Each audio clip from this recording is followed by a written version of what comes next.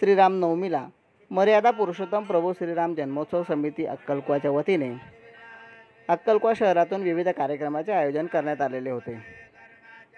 अक्कलकुवा शहरातील जुने बसस्थानक या ठिकाणी असलेले श्रीराम मंदिरापासून सकाळी 5:30 वाजेपासून रामधून काढण्यात आले।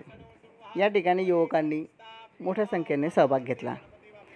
सकाळी 9:30 वाजेपासून होम हवन पूजा करण्यात आली, तर दुपारी 12 वाजता प्रभू श्रीरामचंद्रांच्या जन्म व महाआरतीचे आयोजन करण्यात आलेले होते।